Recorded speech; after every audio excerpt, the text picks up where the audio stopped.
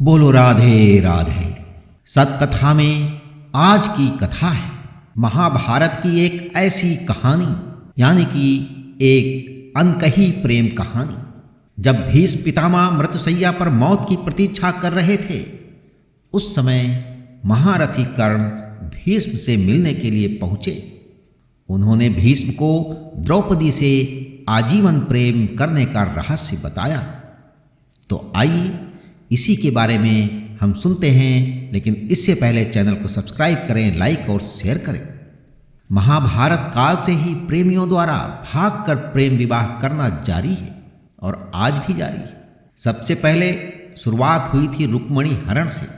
रुक्मणी जो कि लक्ष्मी का अवतार थी और कृष्ण जी से जो है अट्टू प्रेम करती थी, और भाई रुक्मी शिशुपाल से अपनी बहन की शादी करना चाहता था। रुक्मी ने स्वयंवर का आयोजन भी किया, पर कृष्ण स्वयंवर में रुक्मी के पहुंचने से पहले ही रुक्मणी को लेकर चले गए। आ रही सेना से युद्ध कर परास्त किया और मथुरा जाकर पूरे संस्कार से विवाह कर लिया। और ऐसा ही उन्होंने कुंती की बहन की बेटी मित्रविंद्रा, जो कि कृष्ण को अपना पति मान चुकी थी, उसके मामले में भी यही किया। बल्कि ऐसा करने के लिए दाऊ भैया ने ही जो है कृष्ण को उकसाकर प्रेम विवाह करवाया था। और उसी प्रकार अर्जुन ने एक जो है धार्मिक मेले के दौरान सुभद्रा को देखा और दोनों एक दूसरे को दिल दे बैठे। पर बलराम पहले ही सुभद्रा की शादी दुर्योधन से तय कर चुके थे। ऐसे में अर्जुन ने कृष्ण से अपनी व्यथा कही। कृष्ण ने ही तब अर्जुन को अपना फार्मूला दिया और अर्जुन सुभद्रा को वहां से भगाकर ले आए।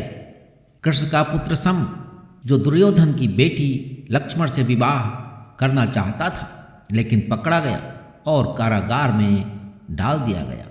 और कृष्ण का पोता अनिरुद्ध भी राक्षस अंधकासुर की बेटी ऊषा से प्यार में पड़ गया। दोनों को बचने के लिए कृष्ण को जो है शिव से युद्ध करना पड़ा और आखिर दोनों का विवाह करवाया। महाभारत में द्रौपदी के बारे में अधिकतर लोग जानते हैं कि 5 पतियों के विवाह करने वाली द्रौपदी को अर्जुन से नहीं बल्कि महारथी कर्ण से प्रेम था।